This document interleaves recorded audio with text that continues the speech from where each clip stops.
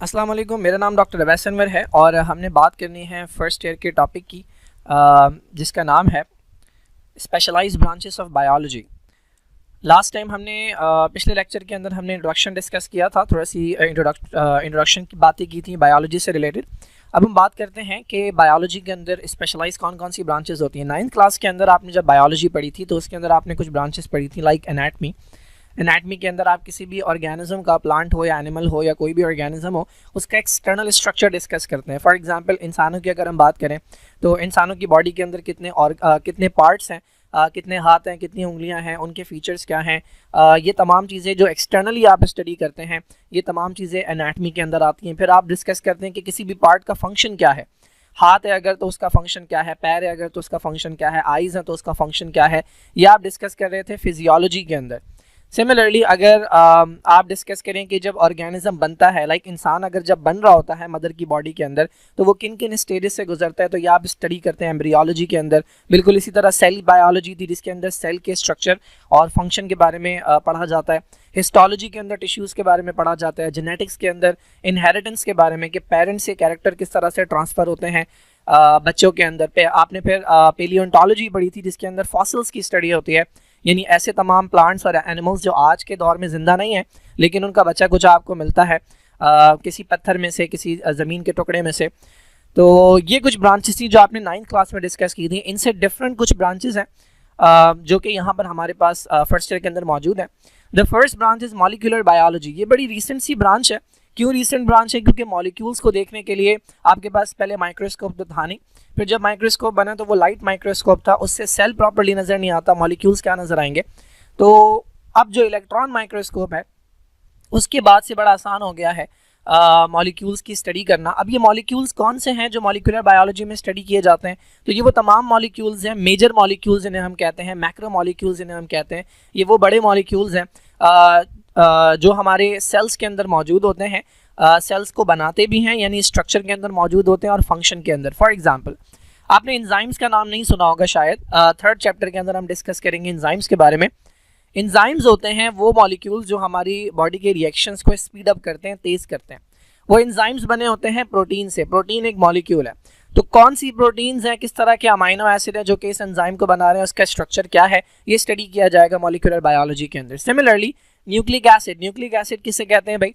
DNA और RNA, ये दोनों आते हैं न्यूक्लिक एसिड की कैटेगरी के अंदर। क्या मिलेगा आपको डीएनए को स्टडी करके? तो सारी की सारी जो इन्फॉर्मेशन होती है हमारी वो होती है डीएनए के अंदर, और फिर उस डीएनए से जो इन्फॉर्मेशन कॉपी होती है वो कहलाता है आरएनए।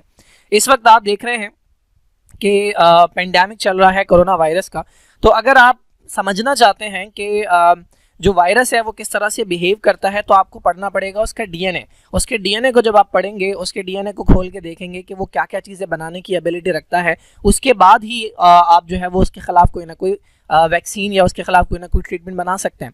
तो ये जो मॉलिक्यूल्स की स्टडी है, छोटे मॉलिक्यूल्स की स्टडी है, ये वो मॉलिक्यूल्स है जो बेसिक्स हैं, जो स्ट्रक्चर बनाते हैं या जो फंक्शंस को कंट्रोल करते हैं, ये कहलाते हैं मैक्रो मॉलिक्यूल्स या बायो मॉलिक्यूल्स, और इनकी स्टडी जो है वो कहलाती है मॉलिक्यूलर बायोलॉजी।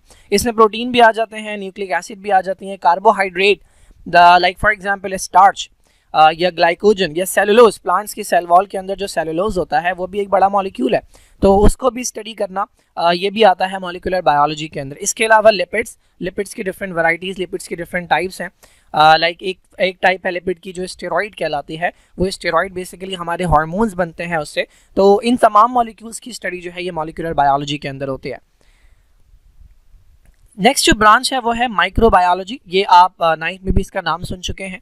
बॉटनी और जोलॉजी के अलावा एक बड़ी फील्ड जो है ये कंसिडर की जाती है माइक्रोबायोलॉजी, हालांकि माइक्रो का मतलब वेरी स्मॉल है। ओके, तो ये स्टडी इसमें स्टडी किए जाते हैं माइक्रो ऑर्गेनिज्म। कौन है भाई माइक्रो ऑर्गेनिज्म? जो आपको नेकेड आई से नज़र नहीं आते, जिनके लिए आपको ज़रूरत पड़ती है माइक्रोस्कोप की। तो वायरसेस बहुत ही छोटे हो गए, उससे बड़े बैक्टीरिया, उससे बड़े प्रोटोजोआ। प्रोटोजोआ के अंदर आते हैं आपके जो सबने जिसका नाम सुना होता है अमीबा है, पैरामीशियम है। प्रोटोजोआ का मतलब होता है एनिमल लाइक, यानी ये वो मेंबर्स हैं जो पहले एनिमल्स के साथ रखे गए थे लेकिन बाद में इन्हें अलग कर दिया गया। क्यों? बिकॉज ये यूनिसेलुलर होते हैं जबकि सारे एनिमल्स मल्टीसेलुलर होते हैं। एंड पैथोजेनिक फंजाई जो हैं ये भी कुछ ऐसे होते हैं जो बहुत छोटे होते हैं और ये हार्मफुल होते हैं। पैथोजेनिक का मतलब डिजीज कॉज करने वाले। तो वो तमाम ऑर्गेनिज्म जो आपको माइक्रोस्कोप के थ्रू देखने पड़ जाएं, जो आपको नेकेड आई से नजर नहीं आते, उनकी स्टडी जो है माइक्रोबायोलॉजी कहलाती है। क्या स्टडी करेंगे आप? उनका स्ट्रक्चर डिस्कस करेंगे, उनका स्ट्रक्चर स्टडी करेंगे, वो किस तरह से वर्क करते हैं, किस तरह से मूव करते हैं, क्या क्या चीज़ें उनके सेल के अंदर मौजूद हैं, ये तमाम चीज़ें आप स्टडी करेंगे माइक्रोबायोलॉजी के अंदर। Next is environmental biology. Environmental biology बहुत सिंपल है, study of environment and its effect on organism. मैंने पहले ही बायोलॉजी की डेफिनेशन में बताया था कि बायो के अंदर सिर्फ आप लिविंग ऑर्गेनिज्म को डिस्कस नहीं करते बल्कि नॉन लिविंग थिंग्स को भी डिस्कस करते हैं। तो ये जो एनवायरनमेंट है ये क्या है? एनवायरनमेंट के अंदर क्या आता है? वहाँ किसी भी एरिया का पानी आ जाता है, वहाँ की मिट्टी आ जाती है, वहाँ की हवा आ जाती है, वहाँ कितनी सनलाइट है, वहाँ का टेम्परेचर क्या है, ये तमाम चीज़ें उस एरिया के एनवायरनमेंट में आती है। क्यों स्टडी कर रहे हैं? बिकॉज ये कहीं ना कहीं असरअंदाज होते हैं ऑर्गेनिजम्स के ऊपर। डिफरेंट सिटीज़ के रहने वाले लोग, उनकी आदत और उनका बिहेवियर डिफरेंट होता है। डिफरेंट ममालिक के रहने वाले लोग जो हैं उनकी आदत, उनका बिहेवियर, उनका स्ट्रक्चर डिफरेंट होता है। फॉर एग्जांपल जो लोग वेस्टर्न कंट्रीज़ के अंदर रहते हैं जहाँ पर धूप कम होती है वो गोरे होते हैं। जो लोग अफ्रीकन कंट्रीज़ के अंदर रहते हैं जहाँ पर धूप बहुत ज़्यादा होती है वो काले होते हैं। तो ये जो इन्वायरमेंट है, इन्वायरमेंट के अंदर जो जो चीज़ें आती हैं, ये नॉन लिविंग थिंग्स, इनका इम्पैक्ट होता है, इनका इफेक्ट होता है ऑर्गेनिजम्स की लाइफ के ऊपर। तो ये जो स्टडी किया जाता है ये इन्वायरमेंटल बायोलॉजी के अंदर किया जाता है। इसका प्रीवियस नाम इकोलॉजी था। इकोसिस्टम स्टडी करना जो है ये इकोलॉजी के अंदर आता है। इकोसिस्टम क्या होता है? जब भी आप किसी भी एरिया के लिविंग थिंग्स को उस एरिया की नॉन लिविंग थिंग्स के साथ जोड़कर स्टडी करते हैं तो वो कहलाता है इकोसिस्टम, और उसकी जो स्टडी है वो कहलाती है एनवायरमेंटल बायोलॉजी या ecology. Okay, let's talk about marine biology. Marine जो है ये समंदर का पानी होता है, खारा पानी जिसे आप कहते हैं। तो समंदर के अंदर रहने वाले जितने भी प्लांट्स हैं, जितने भी एनिमल्स हैं, जितने भी ऑर्गेनिज्म हैं, चाहे माइक्रो ऑर्गेनिज्म हो, चाहे मैक्रो ऑर्गेनिज्म हो, चाहे बैक्टीरिया हो, चाहे वायरसेस हो, कोई भी ऑर्गेनिज्म जो कि मरीन एनवायरनमेंट के अंदर रह रहा है, उसके बारे में स्टडी करना, उसका बिहेवियर वहाँ पे, मरीन एनवायरनमेंट का उसके ऊपर क्या इफेक्ट आता है और उससे बचने के लिए वो क्या क्या चीज़ें करता है, उसके अंदर क्या एडेप्टेशंस हैं, ये तमाम स्टडी किया जाता है मरीन बायोलॉजी के अंदर। सेकेंड ईयर के फर्स्ट चैप्टर के अंदर जब आप पढ़ेंगे अगले साल, तो उसमें आप देखेंगे कि जो समंदर में रहने वाली मछलियाँ हैं और जो मीठे पानी में रहने वाली मछलियाँ हैं या एनिमल्स हैं, वो अपनी बॉडी के अंदर वाटर और सॉल्यूट का बैलेंस डिफरेंट तरीके से मेंटेन करते हैं। तो जो इन्वायरमेंट है वो असरअंदाज होता है। तो मरीन इन्वायरमेंट जो है वो किस तरह से असरअंदाज होता है, वहाँ के लिविंग ऑर्गेनिज्म को क्या क्या प्रॉब्लम्स आती हैं वहाँ रहने के लिए, और उनका वो सोल्यूशन किस तरह से निकालते हैं और कैसे वहाँ पर सर्वाइव कर रहे हैं, ये तमाम स्टडी किया जाता है मरीन बायोलॉजी के अंदर। सिमिलरली एक फ्रेश वाटर बायोलॉजी है। फ्रेश वाटर वो है कि जिसके अंदर नमक नहीं होता, मीठा पानी जिसे कहते हैं, जिस तरह पॉन्ड्स हैं, जिस तरह रिवर्स हैं, जिस तरह लेक्स हैं, तो इनके अंदर भी बहुत सारे ऑर्गेनिज्म रहते हैं। पॉन्ड का पूरा इकोसिस्टम आप पढ़ेंगे चैप्टर नंबर 12 के अंदर, सेकेंड ईयर बायोलॉजी में। तो फ्रेश वाटर के अंदर कौन कौन से प्लांट्स, कौन कौन से एनिमल्स रहते हैं, वहाँ क्या क्या चैलेंजेस होते हैं, और उन चैलेंजेस से निपटने के लिए क्या क्या एडेप्टेशंस जो है वो लिविंग ऑर्गेनिज्म के अंदर देखी जाती हैं, ये तमाम स्टडी किया जाता है फ्रेश वाटर बायोलॉजी के अंदर। Then we have a branch which is known as parasitology. अब ये जो पैरासाइट है इसकी डेफिनेशन क्या है?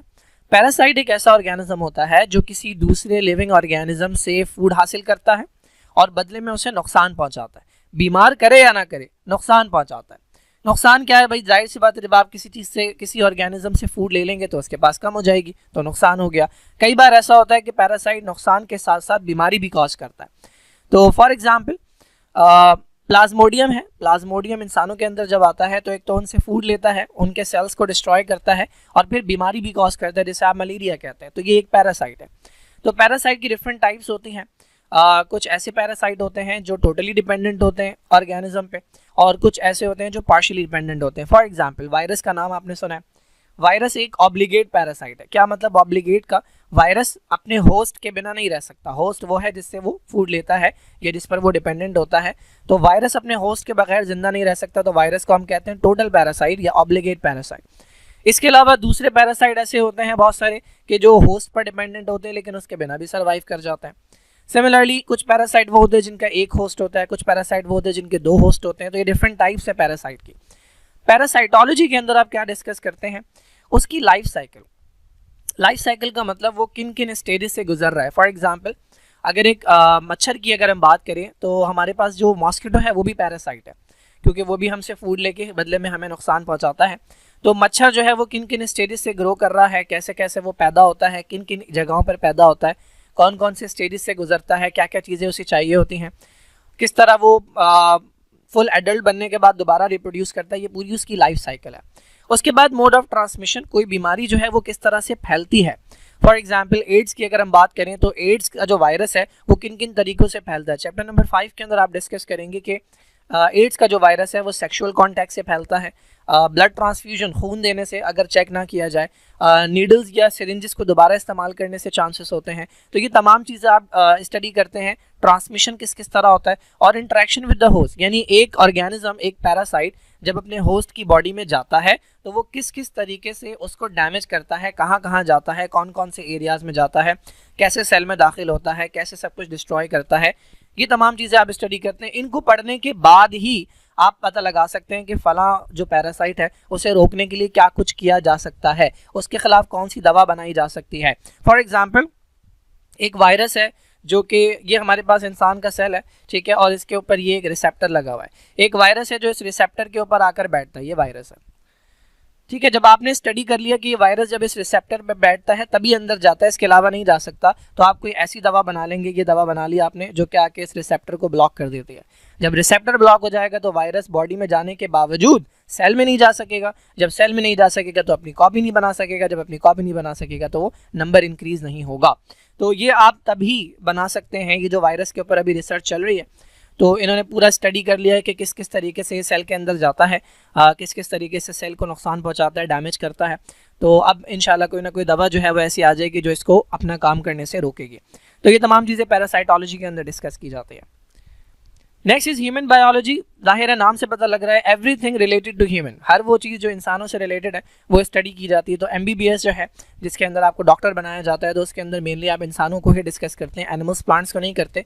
तो इंसानों का एवोल्यूशन, किस तरीके से इंसान अकॉर्डिंग टू साइंस वजूद में आए हैं इतने सालों के एवोल्यूशन के बाद, एनिमल से एनिमल, एनिमल से एनिमल। उसके बाद इंसानों की एनाटमी, यानी जो स्ट्रक्चर्स हैं, कौन कौन से स्ट्रक्चर्स मौजूद हैं, किस किस तरह से कहाँ कहाँ मौजूद हैं। फिजियोलॉजी, उनका फंक्शन क्या क्या है। हेल्थ, ठीक है, नॉर्मल कंडीशन क्या होती है, फिर बीमारियाँ, जब हेल्थ नहीं रहती तो बीमारी हो जाती है कोई, वो क्या क्या होती हैं, कैसे होती हैं। और इनहेरिटेंस, यानी कैरेक्टर्स किस तरह से जनरेशन टू जनरेशन पेरेंट्स से बच्चों के अंदर जाते हैं। इसके अलावा भी बहुत सारी चीज़ें हैं जो कि इंसानों के बारे में डिस्कस की जाती हैं। तो that is human biology. Okay, एक और ब्रांच है that is called social biology. Social biology के अंदर बेसिकली आप इंट्रैक्शन डिस्कस करते हैं, इंट्रैक्शन स्टडी करते हैं, सोशल इंट्रैक्शन। एक स्पीशी के मेंबर्स का आपस में, एक स्पीशी क्या है भाई, स्पीशी कहते हैं एक ऐसे ग्रुप ऑफ ऑर्गेनिज्म को कि जिनके सिमिलर फीचर्स होते हैं और वो आपस में इंटरब्रीड करके फर्टाइल ऑफस्प्रिंग पैदा कर सकते हैं, यानी रिप्रोडक्शन करके ऐसे बच्चे पैदा कर सकते हैं जो फर्टाइल हो, यानी आगे रिप्रोडक्शन करने के काबिल हो। तो दुनिया में जितने भी इंसान हैं, हम एक स्पीशी हैं। यहाँ का कोई इंसान किसी भी दूसरे मुल्क के किसी भी इंसान के साथ अगर रिप्रोडक्शन करता है तो ऐसा बच्चा पैदा होता है जो फर्टाइल होता है। इसका मतलब हम एक स्पीशी हैं। फिर हमारे पास सेल के अंदर नंबर ऑफ क्रोमोसोम अगर काउंट किए जाएं तो यहाँ के इंसान के और अमेरिका के इंसान के और कनाडा के इंसान के और ऑस्ट्रेलिया के इंसान के सबके सेल के अंदर 46 क्रोमोसोम है। तो वी आर वन स्पीशी। तो हमारा इंटरेक्शन, एक इंसान का दूसरे इंसान के साथ इंटरेक्शन जो है वो कैसा है, प्लस एक इंसान, एक स्पीशी का दूसरी स्पीशी के साथ जो इंटरेक्शन है वो कैसा है। ये जो सोशल बिहेवियर है या जो सोशल इंटरेक्शन है ये स्टडी किया जाता है सोशल बायोलॉजी के अंदर।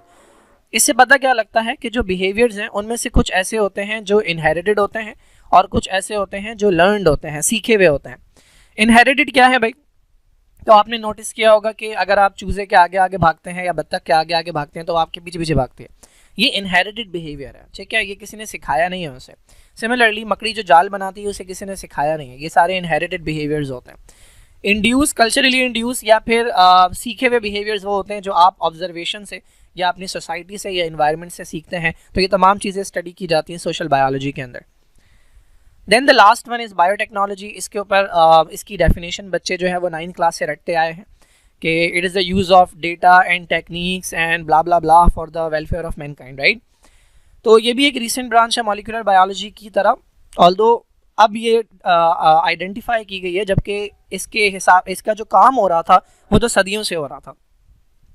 जो यीस्ट को इस्तेमाल किया जाता है डिफरेंट प्रोसेसेस के अंदर, जो दही बनाने के लिए इस्तेमाल किया जाता है, ये बहुत सालों से इस्तेमाल हो रहा है, बहुत सदियों से इस्तेमाल हो रहा है, लेकिन एक्चुअली बायोटेक्नोलॉजी के अंदर इससे बहुत ज़्यादा एडवांस चीज़ें आ गई हैं। बायोटेक्नोलॉजी के अंदर करते क्या हैं, आप टेक्नोलॉजी का इस्तेमाल करते हैं, उसके ज़रिए करते ये हैं कि जो डिफरेंट ऑर्गेनिजम्स हैं उनमें छेड़छाड़ करते हैं, उनमें मैनिपुलेशन करते हैं, उनका इस्तेमाल करते हैं। किस चीज़ के लिए? इंसानों के फ़ायदे के लिए। कुछ ना कुछ चेंजेस लेकर आते हैं उनके अंदर, कुछ ना कुछ मैनिपुलेशन करते हैं ताकि इंसानों को फ़ायदा हासिल हो सके। अब बायोटेक्नोलॉजी की एग्जाम्पल क्या है? तो बहुत सिंपल है। आप जो वैक्सीन का नाम सुनते हैं, वैक्सीन क्या होती है ये इसी चैप्टर के अंदर मैं थोड़ा सा समझाऊंगा। कोई भी बैक्टीरिया या वायरस जो हमें नुकसान पहुंचाता है, तो उससे बचाव के लिए क्या किया जाता है, उसी वायरस को या उसी बैक्टीरिया को या तो नाकारा बना के या उसकी जिस्म का कोई हिस्सा, उसके सेल का कोई हिस्सा अलग करके आपकी बॉडी में डाला जाता है, ताकि आपकी बॉडी उसे पहचान ले, आपका इम्यून सिस्टम उसे पहचान ले और उसके खिलाफ जो है वो हथियार बना ले पहले से। आइंदा जब कभी वो बैक्टीरिया या वायरस बॉडी के ऊपर हमला करता है तो पहले से हथियार मौजूद होते हैं और उसे ख़त्म कर दिया जाता है। ये कॉन्सेप्ट होता है वैक्सीन का। तो कुछ वैक्सीन जो हैं वो बायोटेक्नोलॉजी की मदद से पॉसिबल हुई हैं, ये हम आगे डिस्कस करेंगे जब मैं वैक्सीन का टॉपिक समझाऊंगा। सिमिलरली आपने सुना होगा कि डायबिटीज़ के जो पेशेंट्स होते हैं, शुगर के जो मरीज़ होते हैं, उनके अंदर एक हार्मोन नहीं बन रहा होता जिसका नाम होता है इंसुलिन। तो मार्केट में उनसे इंसुलिन जो है वो अवेलेबल है और वो इंसुलिन लेते हैं और लगा लेते हैं। कहाँ से आ रही है इंसुलिन, किस में से निकाला जा रहा है? तो ये पहले तो निकाला जाता था, लेकिन अब जो है ये बैक्टीरिया से बनवाया जा रहा है, बैक्टीरिया से बनवाया जा रहा है इंसानों का इंसुलिन। तो ये किस चीज़ की मदद से पॉसिबल हुआ है? बायोटेक्नोलॉजी की मदद से। So there are countless example, बेतहाशा एग्जाम्पल है। Chapter number 9 second year biology का जो चैप्टर नंबर 9 है वो पूरा बायोटेक्नोलॉजी के ऊपर बेस करता है। ऐसे प्लांट्स बनाए जा रहे हैं कि जिनके अंदर एक्स्ट्रा फीचर्स होंगे, यानी जो उस प्लांट के अंदर पहले से मौजूद नहीं थे। फॉर एग्जाम्पल आप सुनते हैं कि जो खट्टे फ्रूट्स होते हैं, लाइक लेमन है या ऑरेंजेस हैं या ग्रेप्स हैं, इनके अंदर विटामिन सी होता है। अब विटामिन इसके अंदर ए नहीं होता, ठीक है, विटामिन ई नहीं होता, विटामिन के नहीं होता। तो ऐसा किया जा सकता है कि इसी प्लांट के अंदर डीएनए लगाया जा सकता है कि ये तमाम विटामिन प्रोड्यूस कर सके। ये भी किया जा सकता है बायोटेक्नोलॉजी की मदद से। एनिमल्स ऐसे बनाए जा सकते हैं जिन पर बीमारियां असर ना करें। ये जो डीएनए फिंगरप्रिंटिंग का नाम आप सुनते हैं कि डीएनए को इस्तेमाल किया जाता है एज ए फिंगरप्रिंट, बायोटेक्नोलॉजी की मदद से पॉसिबल हुआ है। तो there are a lot of things जो बायोटेक्नोलॉजी की वजह से आज हमारी ज़िंदगियाँ जो हैं वो आसान बनाती हैं। बहुत सारी ट्रीटमेंट ऑप्शंस जो हैं वो बायोटेक्नोलॉजी की मदद से पॉसिबल हुए हैं। तो this is biotechnology, use of techniques, use of engineering, use of organism for the welfare of Mankind, ताकि इंसानों की जो प्रॉब्लम्स हैं उन्हें सॉल्व किया जा सके।